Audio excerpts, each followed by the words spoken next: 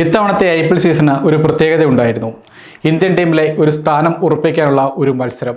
മറ്റൊന്നുമല്ല, സ്ഥിരം wicket keeper സ്ഥാനം ഉറപ്പിക്കാൻ, അതല്ലെങ്കിൽ മികച്ച പ്രകടനത്തിലൂടെ സീറ്റ് പിടിക്കാനുള്ള അവസരമായിരുന്നു 2025 IPL സീസൺ. മഹേന്ദ്ര സിംഗ് ധോണി ഒഴിച്ചിട്ട് പോയ വിക്കറ്റ് കീപ്പർ ബാറ്റ്സ്മാൻ സ്ഥാനത്തേക്ക് പലരും എത്തിയെങ്കിലും ഈ സീറ്റ് ഒന്ന് ഉറപ്പിക്കാൻ ഇതുവരെ ആർക്കുമായിട്ടില്ല. ക്രിക്കറ്റിൻ്റെ 3 ഫോർമാറ്റുകളിലും മാനേജ്മെൻറ്റ് പരീക്ഷണം നടത്തിക്കൊണ്ടിരുന്നു. ടെസ്റ്റിൽ ഋഷഭ് പന്തിന് വിക്കറ്റ് കീപ്പർ സ്ഥാനം സ്വന്തമാക്കാൻ സാധിച്ചെങ്കിലും ഏകദിന 2020 മത്സരങ്ങളിൽ മറിച്ചാണ് സംഭവിച്ചത്. പന്തിന് കനത്ത വെല്ലുവിളിയായി KL രാഹുൽ എത്തിയതും 2020 ക്യാപ്റ്റൻ സ്ഥാനത്തേക്ക് സൂര്യകുമാർ യാദവ് എത്തിയതും കാര്യങ്ങൾ കീഴ്മേൽ മറിച്ചു. 2020 മത്സരങ്ങളിൽ മലയാളി താരം സഞ്ജു സാംസണ് വിക്കറ്റ് കീപ്പർ സ്ഥാനം സൂര്യകുമാർ യാദവ് നൽകി. ഏകദിനത്തിൽ രാഹുലും കളം നിറഞ്ഞോടെ സ്ഥിരം വിക്കറ്റ് കീപ്പർ ആരാകുമെന്ന കാര്യത്തിൽ മത്സരം തുടർന്നുകൊണ്ടിരുന്നു. ഇവർക്ക് പുറമെ ഇഷാൻ കിഷനും കളത്തിലുണ്ട്. ഈ IPLൽ ഇതിനൊരു ഉത്തരം ലഭിക്കുന്ന പ്രതീക്ഷ ആരാധകർക്കും മാനേജ്മെൻറ്റിനും ഉണ്ടായിരുന്നു.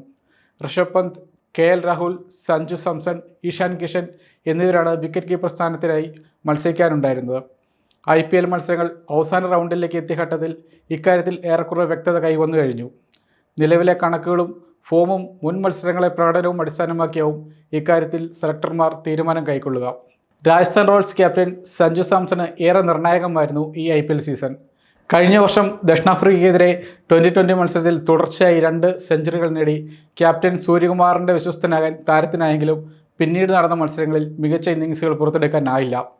ഈ IPL സീസൺ സഞ്ജുവിനെ സംബന്ധിച്ച് ഏറെ നിരാശാജനകമായിരുന്നു. പരിക്ക് മൂലം ആദ്യ മത്സരങ്ങളിൽ ഇമ്പാക്ട് പ്ലെയറായി മാത്രമാണ് താരം ക്രീസിലെത്തിയത്. ഡൽഹിക്കെതിരായ മത്സരത്തിൽ വീണ്ടും പരിക്കേൽക്കുകയും ചെയ്തു. 7 മത്സരങ്ങളിൽ നിന്ന് 143.59 സ്ട്രൈക്ക് റേറ്റിൽ 224 റൺസ് മാത്രമാണ് സഞ്ജുവിന് നേടാനായത്. 66 റൺസായിരുന്നു ഉയർന്ന സ്കോർ. മുംബൈ ഇന്ത്യൻസിൽ നിന്ന് ഈ സീസണിൽ സൺറൈസേഴ്സ് ഹൈദരാബാദിലെത്തിയ ഇഷാൻ കിഷൻ്റെ പ്രകടനം ആരാധകർ പ്രതീക്ഷയോടെയാണ് കാത്തിരുന്നത്. രാജസ്ഥാൻ റോയൽസിനെതിരെ സെഞ്ചുറി നേടി SRHലേക്കുള്ള തൻ്റെ വരവറിയിച്ചെങ്കിലും തുടർന്നങ്ങോട്ട് താരത്തിന് ഭേദപ്പെട്ട പ്രകടനം പുറത്തെടുക്കാനായില്ല. 11 മത്സരങ്ങളിൽ 144.12 സ്ട്രൈക്ക് റേറ്റിൽ 196 റൺസ് മാത്രമാണ് നേടാനായത്. രാജസ്ഥാനെതിരെ പുറത്താകാതെ നേടിയ 106 റൺസാണ് ഉയർന്ന സ്കോർ. 27 കോടി രൂപയ്ക്ക് ലക്നൗ സൂപ്പർ ജയൻറ്റിലെത്തിയ ഋഷഭ് പന്ത് സമ്മാനിച്ചത് നിരാശയായിരുന്നു. 11 മത്സരങ്ങളിൽ നിന്ന് 128 റൺസ് മാത്രമാണ് താരത്തിന് നേടാനായത്. 99.22 ആണ് സ്ട്രൈക്ക് റേറ്റ്. ചെന്നൈ സൂപ്പർ കിങ്സിനെതിരെ നേടിയ 69 റൺസാണ് ഉയർന്ന സ്കോർ. ലക്നൌവിൽ നിന്ന് ഡൽഹി ക്യാപിറ്റൽസ് എത്തിയ KL രാഹുൽ പലപ്പോഴും ടീമിനെ തോളിലേറ്റി വിജയിപ്പിക്കുന്ന കാഴ്ച ഈ IPL സീസണിൽ കണ്ടു. 10 മത്സരങ്ങളിൽ നിന്ന് 381 റൺസാണ് താരം സ്വന്തമാക്കിയത്. റോയൽ ചലഞ്ചേഴ്സ് ബംഗളൂരുവിനെതിരെ നേടിയ 93 റൺസാണ് ഉയർന്ന സ്കോർ. 142.16 ആണ് സ്ട്രൈക്ക് റേറ്റ്.